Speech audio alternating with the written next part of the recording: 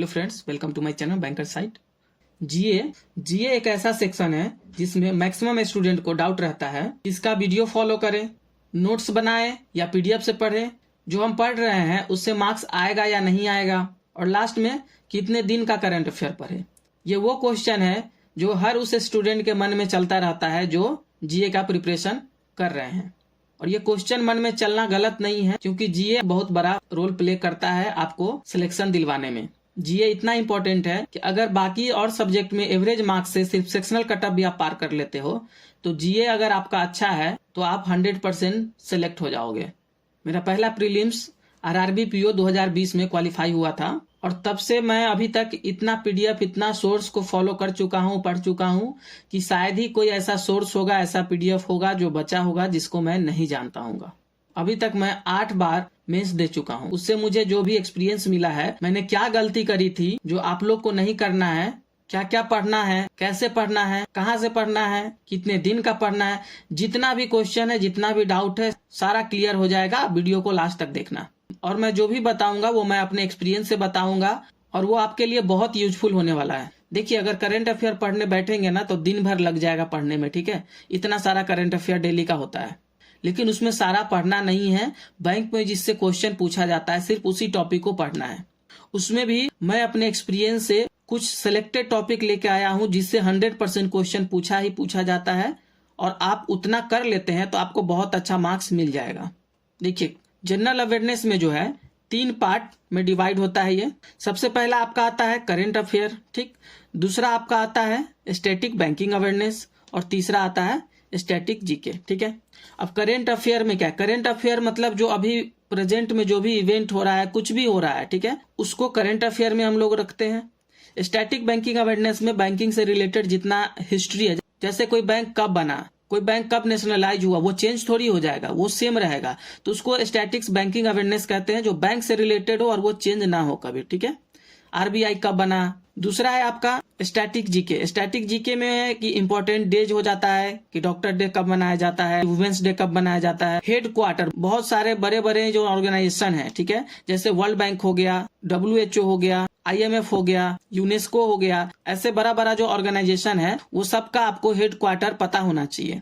उसके बाद आता है नेशनल पार्क, है ना, टाइगर रिजर्व, ये सब भी आपको याद होना चाहिए। उसके बाद बुक आता है, ठीक। वैसे बुक ये आता है करंट वाले से ही पूछा जाता है, वैसे सारा इसमें करंट अफेयर से ही पूछा जाता है, लेकिन कभी कभी पीछे का भी पूछ देता है, स्टैटिक्स टाइप से भी पूछ लेता है, ठीक है, लेकिन वो भी करंट अफेयर से रिलेटेड ही होता है। फेस्टिवल, ठीक है, ये भी करंट अफेयर का है, लेकिन फेस्टिवल क्या है, चेंज थोड़ी होगा, तो ये स्टैटिक्स जीके में आ जाता है कि कौन सा फेस्टिवल कौन सा स्टेट मनाता है। MD एंड CO, ठीक। अब जैसे एक हुआ करंट अफेयर में, पहले अपॉइंटमेंट में आता है कि MD एंड CO। एक आता है कि कोई कंपनी अभी उसके बारे में कुछ चर्चा हुआ है, उसके बारे में कुछ चल रहा है न्यूज में, तो उसका MD एंड CO पूछ लेगा, ठीक है। तो देखते हैं करंट अफेयर में क्या क्या पूछता है, ठीक। तो करंट अफेयर में आपका सबसे पहला जो इंपॉर्टेंट है, इसको आप स्टार मार्क में कर देता हूं, ये सबसे इंपॉर्टेंट है। आरबीआई से रिलेटेड कोई भी न्यूज आए, ठीक है, उसको एकदम अच्छे से कंठस्थ कर लेना है, क्योंकि इससे क्वेश्चन कोई भी एग्जाम हो, हर एग्जाम में पूछेगा ही पूछेगा। आरबीआई से रिलेटेड जितना भी न्यूज आता है उसमें जनरली रिपोर्ट रहता है और गाइडलाइन रहता है, ठीक है। इसको आपको याद कर लेना है, अच्छे से पढ़ना है। दूसरा है बैंक से रिलेटेड जो भी न्यूज आता है, उसमें खास करके SBI से रिलेटेड, ठीक है। और भी बैंक है लेकिन ज्यादा SBI से रिलेटेड पूछा जाता है, लेकिन आपको सारा बैंक का, जितना भी बैंक है, खास करके नेशनलाइज्ड बैंक, ठीक है, उसका कुछ भी स्कीम हो, कोई भी उसके बारे में न्यूज मिले आपको, तो उसको पढ़ना है। उसके बाद नीति आयोग, नीति आयोग से रिलेटेड कुछ भी न्यूज आ जाए उसको 100% आपको पढ़ना है, ठीक है। हर एग्जाम में ये जो भी मैं टॉपिक बता रहा हूं आपको हर एग्जाम में देखने को मिलेगा। अपॉइंटमेंट, ठीक है। अब अपॉइंटमेंट में क्या आता है, MD है, CO है ना, चेयरपर्सन है। उसके बाद आता है इनॉग्रेशन, ठीक है। बहुत जगह देखते होंगे आप, स्टैच्यू का इनॉग्रेशन होता है, कभी बुक का इनॉग्रेशन होता है, कभी किसी मेला का इनॉग्रेशन होता है। तो उसमें अगर कोई यूनियन मिनिस्टर उसको इनॉग्रेट कर रहा है, ठीक है, सारा नहीं पढ़ना है। अगर उसको कोई यूनियन मिनिस्टर इनॉग्रेट कर रहा है, जैसे home minister, finance minister, prime minister, ये सब क्या है, यूनियन मिनिस्टर है। तो अगर कोई यूनियन मिनिस्टर उसको इनॉग्रेट करता है तो उसको पढ़ना है, क्योंकि वो पूछा जाता है।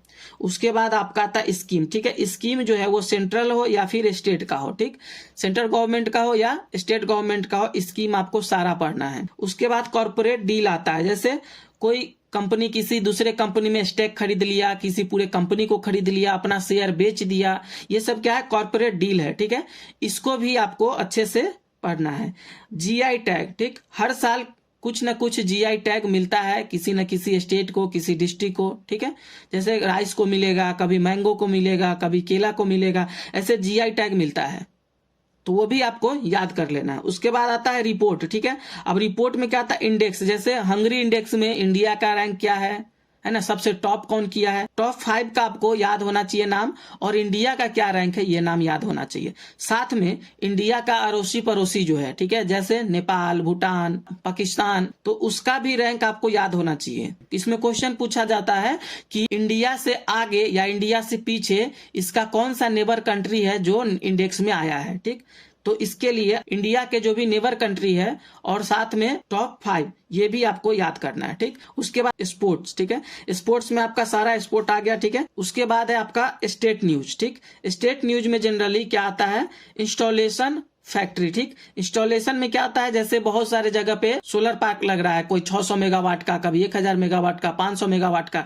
ऐसे सोलर इंस्टॉलेशन होता है। कोई बहुत बड़ा फैक्ट्री लगता है, टेक्सटाइल फैक्ट्री, रिफाइनरी फैक्ट्री, तो ये सब भी आपको याद कर लेना है। उसके बाद आता है साइंस एंड टेक्नोलॉजी। ठीक है, साइंस एंड टेक्नोलॉजी में इसरो से रिलेटेड, डीआरडीओ से रिलेटेड, नासा से रिलेटेड जो भी न्यूज होगा उसको आपको कवर करना है। अब आता है वर्ल्ड हेरिटेज साइट जो यूनेस्को देता है। तो वर्ल्ड हेरिटेज साइट में नया नॉमिनेशन किसका हुआ है, कौन कौन सा ऐड हो गया है, इंडिया में टोटल कितना है वर्ल्ड हेरिटेज साइट है, ये सब आपको याद कर लेना है। उसके बाद आपका आता है ओब्यूचरी। ओब्यूचरी में आपका जो भी लोग अभी हाल फिलहाल में डेथ किए और वो पहले से कोई फेमस पर्सन थे तो उनके बारे में पढ़ना होता है। ये उतना इंपॉर्टेंट नहीं होता है, कभी पूछा जाता है कभी नहीं पूछा जाता है, लेकिन पूछेगा भी तो 1 मार्क्स का पूछता है। ठीक, लेकिन बहुत बड़े पर्सनालिटी कोई अगर डेथ करते हैं तो उसके बारे में आपको पढ़ना जरूरी होता है। उसके बाद आपका आता है स्टैटिक बैंकिंग अवेयरनेस। ठीक, इसमें है monetary policy, repo rate, reverse repo rate, bank rate, SLR, ये सब क्या होता है इसके बारे में आपको आना चाहिए। फिस्कल पॉलिसी, फिस्कल पॉलिसी में कि फिस्कल डिफिसिट कितना था, इस बार क्या होता है, ये सब आपको आना चाहिए। उसके बाद आता है note and currency. Note and currency में स्वाइड नोट होता है, म्यूटिलेटेड नोट होता है। स्वाइड नोट किसे कहते हैं, म्यूटिलेटेड नोट किसे कहते हैं, ये सब पूछा जाता है एग्जाम में, आपको ये आना चाहिए। Types of ATM. ठीक है, एटीएम का टाइप होता है on side ATM, of side ATM. उसमें भी फिर white level ATM, brown level ATM, ठीक है, pink level ATM, yellow level, orange level, तो ये सब टाइप होता है एटीएम का। ग्रीन लेवल, आपको ये अच्छे से पढ़ लेना। उसके बाद आता है कासा। ठीक है, current account and saving account, ये आपको अच्छे से पढ़ लेना। ये है बैंकिंग अवेयरनेस का आपका स्टैटिक पार्ट। ठीक, वैसे है बहुत सारा पढ़ने को, लेकिन अभी पहले पूछा जाता था, हिस्ट्री से पूछा जाता था क्वेश्चन, है ना, आरबीआई से पूछा जाता था क्वेश्चन, लेकिन अभी इस पार्ट से बहुत कम क्वेश्चन मिलता है, और जो क्वेश्चन मिलता है वो लगभग इसी टॉपिक से आता है। एग्जाम के लिए इतना ही चाहिए, लेकिन अगर इंटरव्यू में आप जाते हैं तो इंटरव्यू में आपको पूरा नॉलेज होना चाहिए, क्योंकि वहां पे आपसे सारा क्वेश्चन पूछा जाता है, कुछ भी पूछ सकता है। ठीक है, तो आपको स्टैटिक बैंकिंग अवेयरनेस पूरा आना चाहिए। एग्जाम के लिए इतना चाहिए, क्लर्क का एग्जाम में इंटरव्यू नहीं होता है तो क्लर्क में इतना से काम चल जाएगा, लेकिन जिनको पीओ का एग्जाम देना है तो पीओ के लिए इंटरव्यू में आपका ये पूरा डिटेल में पूछा जाता है।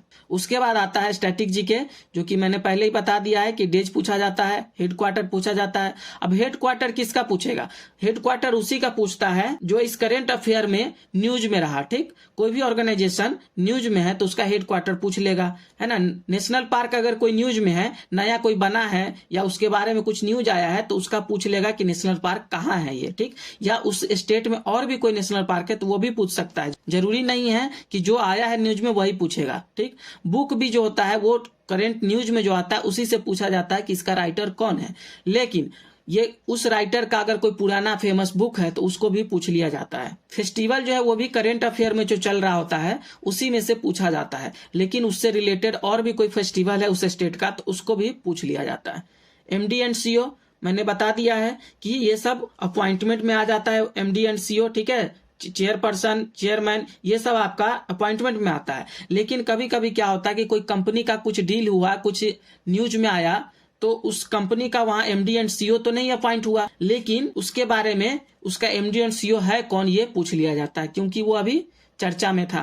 ठीक है। तो ये तो हो गया आपका टॉपिक क्या क्या पढ़ना है, ताकि आपका टाइम वेस्ट ना हो और एकदम टू दी पॉइंट पढ़ सके जो आपको एग्जाम में पूछा जाता है। इससे बाहर आपको एग्जाम में कुछ नहीं पूछा जाता है, ठीक है। अब आती है बात कि कितने दिन का पढ़ना है, ठीक।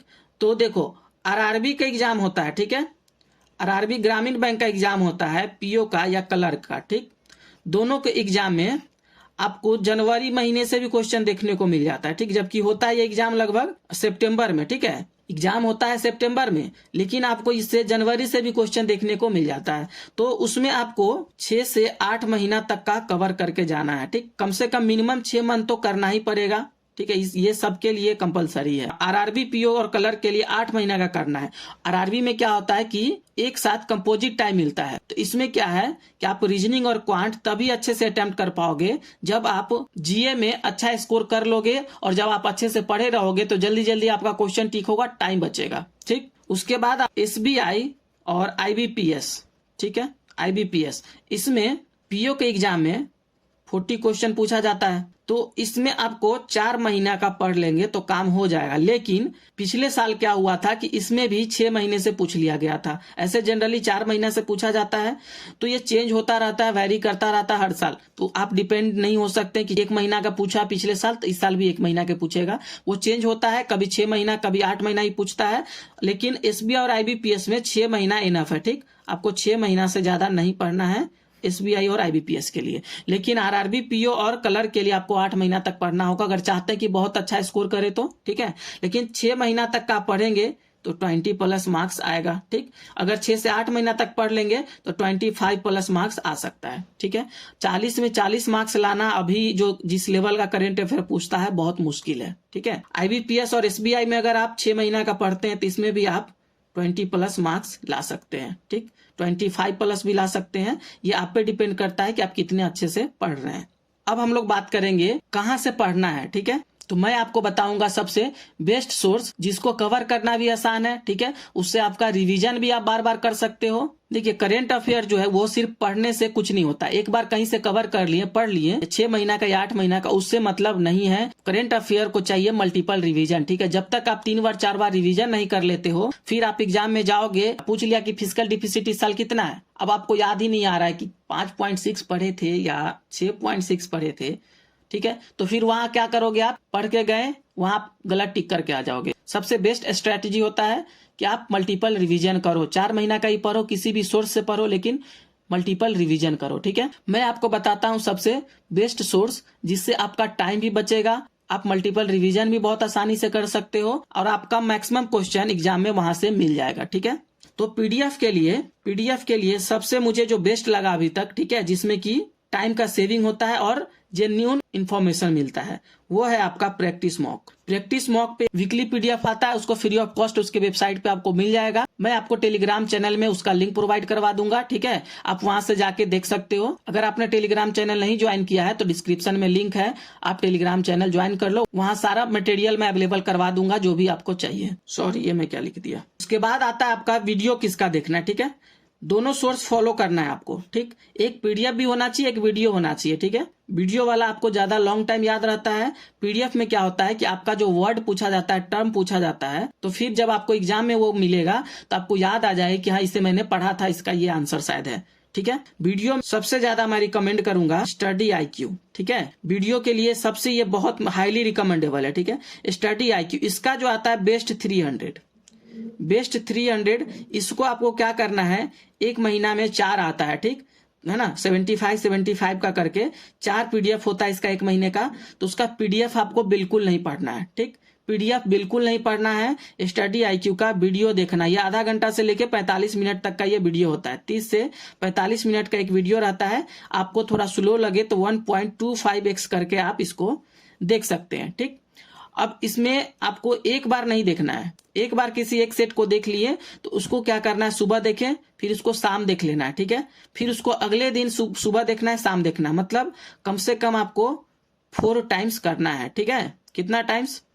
4 टाइम्स आपको रिवीजन करना है उस वीडियो को। और बहुत ईजी और बहुत मजा आएगा पढ़ने में, आपको बहुत अच्छे से पढ़ाते हैं सर। ठीक है। 4 टाइम्स पहले अगर आप रिवीजन कर लेते हो, उसके बाद एग्जाम टाइम आप उसको 1.5 या 1.7x करके भी देख लेते हो स्पीड बढ़ा के, तो आपका एग्जाम में मैक्सिमम क्वेश्चन 80% क्वेश्चन सॉल्व हो जाएगा। लेकिन यही है कि लोग क्या करते हैं, 15 दिन जब बचा होता है, उस टाइम मैंने भी ये गलती किया था, जब एग्जाम में 15 दिन बचा होता है उस टाइम से जीए का प्रिपरेशन स्टार्ट करते हैं। अब 15 दिन में आप 2 बार देखो, 3 बार देखो, ये कंप्लीट नहीं हो पाएगा 6 महीने का, ठीक है। इसीलिए अभी अच्छा खासा टाइम बचा हुआ है एग्जाम में, आप लोग अभी से प्रिपरेशन स्टार्ट कर दो, बहुत ईजी लगेगा। क्योंकि 1 महीना में सिर्फ कितना वीडियो देखना है, 4, और उसको 4 को आप 4-4 बार देखेंगे तो 16 दिन भी डेली देखेंगे ना एक वीडियो भी, तभी आपका ये कवर हो जाएगा 1 महीने का करंट अफेयर 16 दिन में, ठीक है। और साथ में आपको ये पीडीएफ पढ़ते रहना है डेली। तो ये था आपका पूरा जीए का सेक्शन, ठीक है। अगर ये वीडियो आपको अच्छा लगा है तो लाइक कर दीजिए, अगर चैनल पे नए हैं तो सब्सक्राइब कर लीजिए, क्योंकि मैं सारा टॉपिक बहुत अच्छे कंसेप्ट के साथ जो आपको पेड कोर्स में मिलता है उससे भी कहीं अच्छे कंटेंट और अच्छे कंसेप्ट के साथ पूरा मैं कवर करवा रहा हूं। इसीलिए चैनल को सब्सक्राइब नहीं किए हैं तो कर लीजिए, ताकि आपको नेक्स्ट वीडियो जब भी आए तो आपको मिल सके। और टेलीग्राम चैनल को ज्वाइन कर लीजिए, क्योंकि सारा स्टडी मटेरियल मैं वहीं प्रोवाइड कराऊंगा, जो भी पीडीएफ चाहिए। साथ में ही टेलीग्राम में डिस्कशन ग्रुप है, जहां ऑफलाइन कोचिंग की तरह डिस्कस कर सकते हो और अपना क्वेश्चन पूछ सकते हो, ठीक है। आपको जो भी डाउट होगा, क्वेश्चन होगा, सिर्फ इसी से रिलेटेड नहीं, और भी कुछ भी क्वांट से रिलेटेड, रीजनिंग से रिलेटेड, तो वो भी आपको वहां मैं सॉल्व कर दूंगा। तो इस वीडियो में इतना ही, मिलते हैं फिर अगले वीडियो में, तब तक के लिए जय हिंद।